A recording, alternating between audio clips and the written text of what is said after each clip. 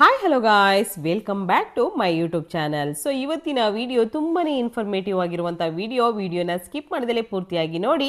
ನೀವೇನಾದರೂ first time ನನ್ನ ಚಾನಲ್ಗೆ ವಿಸಿಟ್ ಮಾಡಿದ್ರೆ ಪ್ಲೀಸ್ ಚಾನಲ್ನ ಸಬ್ಸ್ಕ್ರೈಬ್ ಮಾಡ್ಕೊಳ್ಳಿ ಫ್ರೆಂಡ್ಸ್. ಎಷ್ಟೇ ಕಷ್ಟ ಬಂದರೂ ದೇವರ ಕೃಪೆ ಇದ್ದರೆ ಎಲ್ಲವೂ ಸುಗಮವಾಗಿ ಆಗುತ್ತದೆ ಎಂದು ಹಿರಿಯರು ಹೇಳುತ್ತಾರೆ.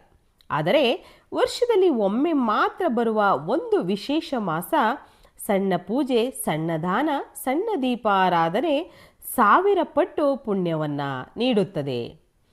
ಬಿಳಿಯ ಬಣ್ಣದ ಒಂದು ವಸ್ತು ಉಪಯೋಗಿಸುವುದನ್ನು ಮರೆಯಬೇಡಿ. ಈ ವಸ್ತು ನಮ್ಮ ಜೀವನದಲ್ಲಿ ಎಷ್ಟು ಚಮತ್ಕಾರಗಳನ್ನು ಮಾಡುತ್ತದೆ ಎಂಬುದು ಮತ್ತು ಆ ಬಿಳಿ ಬಣ್ಣದ ವಸ್ತು ಯಾವುದು ಎಂದು ಏನು ಮಾಡಬೇಕು ಎಂಬುದನ್ನು ಈ ವಿಡಿಯೋದಲ್ಲಿ ತಿಳಿಸ್ಕೊಡ್ತೀನಿ.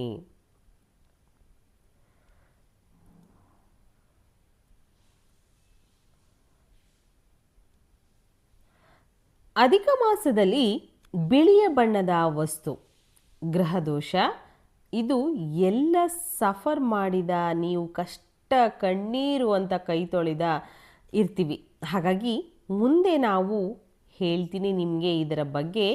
ಇವತ್ತಿನ ಈ ಒಂದು ವಿಶೇಷ ಸಂಚಿಕೆಯಲ್ಲಿ ಅಧಿಕ ಮಾಸದಲ್ಲಿ ಬಿಳಿಯ ಬಣ್ಣದ ವಸ್ತುವಿನ ಪ್ರಯೋಗವನ್ನು ಹೇಳಿದ್ದೇನೆ. ಇದಕ್ಕೆ ಏನು ಬೇಕು ಎಂದರೆ, ನಮಗೆ ಬೇಕಾಗಿರುವಂತಹ ಆಲಂ ಅಂತ ಹೇಳ್ತೀವಿ ಇದನ್ನು ನಾವು. ಇದು ಇಂಗ್ಲೀಷಲ್ಲಿ ಇದನ್ನು ಪಟಕ ಅಂತ ಕೂಡ ಹೇಳ್ತಾರೆ.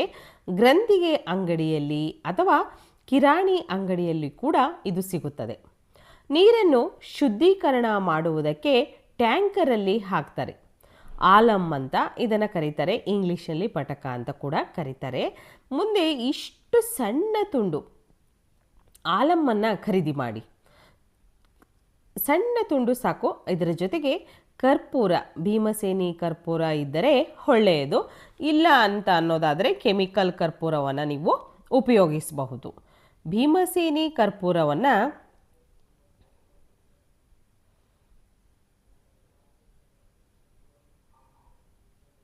ಸ್ವಲ್ಪ ದೊಡ್ಡ ಪ್ರಮಾಣದಲ್ಲಿ ಇರುತ್ತೆ. ಇದು ಭೀಮಸೇನಿ ಕರ್ಪೂರ ಎಂಬುದು ಪಚ್ಚ ಕರ್ಪೂರ ಅಂತಲೂ ಕೂಡ ಹೇಳ್ತಾರೆ. ಅದು ಗ್ರಂಥಿಗೆ ಅಂಗಡಿಯಲ್ಲಿ ಕೂಡ ಸಿಗುತ್ತೆ. ಇದರ ಜೊತೆಗೆ ಸಮುದ್ರದ ಉಪ್ಪು ಬೇಕಾಗುತ್ತದೆ.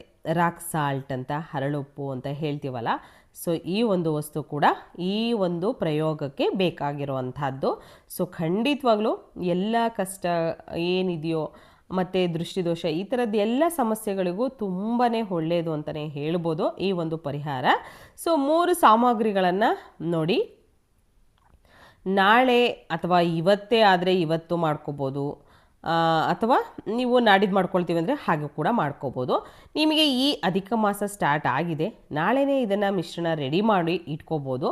ಈ ರೆಮಿಡಿಗೆ ಒಂದು ಅರ್ಧ ಮುಷ್ಟಿಯಷ್ಟು ಕರ್ಪೂರ, ಸ್ವಲ್ಪ ಆಲಂ, ಒಂದು ಮುಷ್ಟಿಯಷ್ಟು ಕಲ್ಲುಪ್ಪು, ಈ 3 ಪದಾರ್ಥಗಳನ್ನು ಜಜ್ಜಿ ಈ ರೀತಿ ಪೌಡರ್ ಮಾಡಿ ಇಟ್ಟುಕೊಳ್ಳಿ.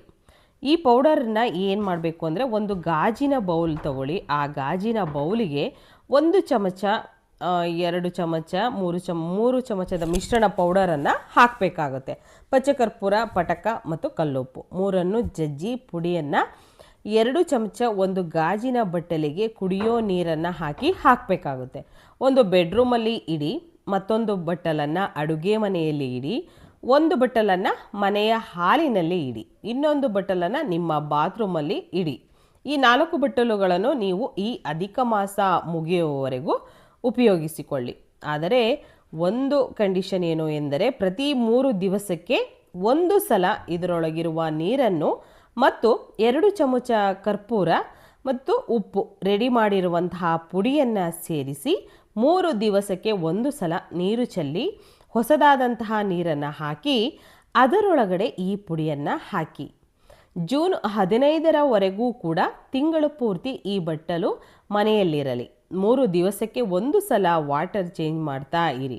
ಇದರ ಒಳಗಡೆ ಹಾಕಿದಂಥ ಪಟಕ, ಕಲ್ಲುಪ್ಪು, ಕರ್ಪೂರದ ಪುಡಿ ಜಜ್ಜಿ 3 ಮಿಕ್ಸ್ ಮಾಡಿ ಹಾಕಿರ್ತೀವಲ್ಲ, ಅದು ಅಫರ್ಮೇಷನ್ ಕೊಡಬೇಕು. ನಿಮ್ಮ ಮನೆಗೆ ಈ ಹಿಂದೆ ಮತ್ತು ಈ ತಿಂಗಳಲ್ಲಿ ಸಾಕಷ್ಟು ಜನ ಬಂದು ಹೋಗಿರುತ್ತಾರೆ. ಫ್ರೆಂಡ್ಸ್, ರಿಲೇಟಿವ್ಸ್, ನೈಬರ್ಸ್, ಪರಿಚಯದವರು ಬಂದು ಹೋಗಿರ್ತಾರೆ. ಅವರು ಒಳ್ಳೆಯ ಉದ್ದೇಶಕ್ಕಾಗಿ ಬರುತ್ತಾರೋ ಅಥವಾ ಮನಸ್ಸಿನಲ್ಲಿ ಕಲ್ಮಶ ವಿಷ ಕೆಟ್ಟ ಬುದ್ಧಿ ಇಟ್ಟುಕೊಂಡು ಬರುತ್ತಾರೋ ಅದು ನಮಗೆ ಗೊತ್ತಾಗುವುದಿಲ್ಲ. ಆದರೆ ಅವರ ನೆಗೆಟಿವ್ ಮತ್ತು ಅವರ ಅಂಶಗಳ ಉದ್ದೇಶಗಳನ್ನು ಈ ಒಂದು ಬಟ್ಟಲಲ್ಲಿ ಇರುವಂತಹ ಪೌಡರ್ ಏನಿರುತ್ತೋ ಅದು ಹೇಳಿಕೊಂಡು ನಾವು ಅದಕ್ಕೆ ಹೇಳಬೇಕು. ನೀವು ಅಫರ್ಮೇಷನ್ ಮಾಡ್ಕೋಬೇಕು. ಬಟ್ಟಲು ಇಡುವಾಗ ನನ್ನ ಮತ್ತು ನನ್ನ ಮನೆಯ ಸಮಸ್ತ ಕುಟುಂಬದ ಸದಸ್ಯರ ಮೈಯಲ್ಲಿರುವಂತಹ ನೆಗೆಟಿವ್ ಎನರ್ಜಿ, ಕೆಟ್ಟತನ, ದೃಷ್ಟಿ, ಮಾಟ, ಮಂತ್ರದ ತಂತ್ರದೋಷ, ನರದೃಷ್ಟಿ ದೋಷ ಎಲ್ಲ ಹೇಳ್ಕೊಂಡು ಬಿಡಲಿ ಈ ನೀರು ಅಂತ ಅದಕ್ಕೆ ಅಫರ್ಮೇಷನ್ ಮಾಡಿ ಇಡಬೇಕಾಗುತ್ತೆ. ಹಾಗೆ ನೆಕ್ಸ್ಟು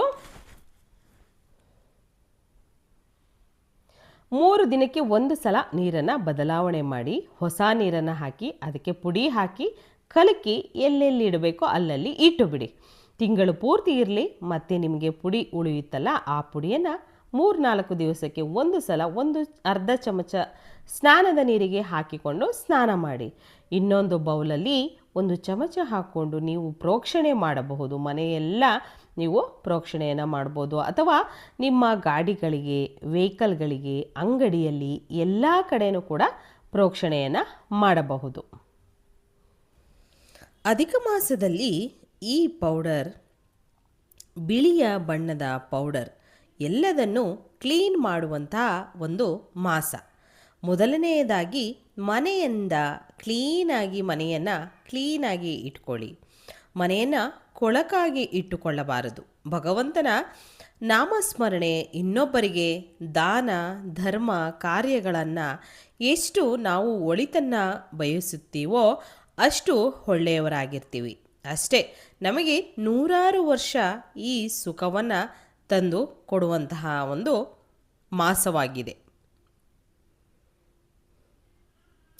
ಮರಿಬೇಡಿ, ಇನ್ನು ಸಾಕಷ್ಟು ರೆಮಿಡಿಗಳನ್ನು ನಾನು ನಿಮಗೋಸ್ಕರ ಅಧಿಕ ಮಾಸದಲ್ಲಿ ತಂದು ಕೊಡ್ತಾ ಇರ್ತೀನಿ. ಸೊ ಏನು ಮಾಡಬೇಕು, ಏನು ಮಾಡಬಾರ್ದು, ಯಾವ ಆಹಾರ ಸೇವನೆ ಮಾಡಬೇಕು ಮಾಡಬಾರದು, ಯಾವ ಕೆಲಸ ಮಾಡಬೇಕು ಎಂಬುದನ್ನು ಮುಂದಿನ ವಿಡಿಯೋದಲ್ಲಿ ನಿಮಗೆ ತಿಳಿಸ್ತಾ ಹೋಗ್ತೀನಿ. ವೀಕ್ಷಕರೇ, ಇವತ್ತಿನ ಈ ಎಲ್ಲ ಮಾಹಿತಿಗಳು ನಿಮಗೆ ಇಷ್ಟ ಆಗಿದೆ ಅಂತ ನಾನು ಭಾವಿಸ್ತೀನಿ. ಖಂಡಿತವಾಗ್ಲೂ ನಿಮಗೆ ಸ್ವಲ್ಪನಾದರೂ ಇಷ್ಟ ಆಗಿದರೆ ನನ್ನ ಚಾನಲ್ನ ಸಬ್ಸ್ಕ್ರೈಬ್ ಮಾಡ್ಕೊಳ್ಳಿ. ಹಾಗೆ ಲೈಕ್ ಮಾಡಿ ಮತ್ತು ಹೆಚ್ಚೆಚ್ಚು ಶೇರ್ ಮಾಡೋದಂತೂ ಮರಿಬೇಡಿ. ಹಾಗೆ ನಿಮಗೆ ಯಾವುದೆಲ್ಲ ಟಿಪ್ಸ್ಗಳು ಬೇಕು ಅನ್ನೋದನ್ನು ತಪ್ಪದೇ ತಿಳಿಸಿ. ಖಂಡಿತ ನಿಮಗೆ ಬೇಕಾಗಿರುವಂತಹ ಟಿಪ್ಸ್ಗಳನ್ನು ನಾನು ಖಂಡಿತವಾಗ್ಲೂ ವಿಡಿಯೋ ಜೊತೆ ನಿಮ್ಮ ಜೊತೆ ಶೇರ್ ಮಾಡ್ಕೊಳ್ತೀನಿ. ಸೊ ಇವತ್ತಿನ ಈ ವಿಡಿಯೋ ಇನ್ಫಾರ್ಮೇಟಿವ್ ಅನಿಸಿದರೆ ಚಾನಲ್ನ ಸಬ್ಸ್ಕ್ರೈಬ್ ಮಾಡ್ಕೊಳ್ಳೋದಂತೂ ಮರಿಬೇಡಿ. ತುಂಬ ಜನ ನನ್ನ ಚಾನಲನ್ನು ನೋಡ್ತಾ ಇದ್ದೀರಾ, ಆದರೆ ಸಬ್ಸ್ಕ್ರೈಬ್ ಮಾಡ್ಕೊಳ್ಳೋದನ್ನು ಸ್ಕಿಪ್ ಮಾಡ್ಕೊಳ್ತಾ ಇದ್ದೀರಾ. ಸೊ ಖಂಡಿತ ಸ್ಕಿಪ್ ಮಾಡಬೇಡಿ, ನೀವು ಕೂಡ ನನ್ನ ಚಾನಲ್ನ ಸಬ್ಸ್ಕ್ರೈಬ್ ಮಾಡ್ಕೊಳ್ಳಿ. ಸೊ ಇವತ್ತಿನ ವಿಡಿಯೋನ ಇಲ್ಲಿಗೆ ಮುಗಿಸ್ತಾ ಇದ್ದೀನಿ. ಮತ್ತೆ ಇನ್ನೊಂದು ಹೊಸ ವಿಡಿಯೋ ಜೊತೆ ಬರ್ತೀನಿ. ಹೃದಯಪೂರ್ವಕವಾಗಿ ನಿಮಗೆಲ್ಲರಿಗೂ ಕೂಡ ಧನ್ಯವಾದಗಳು.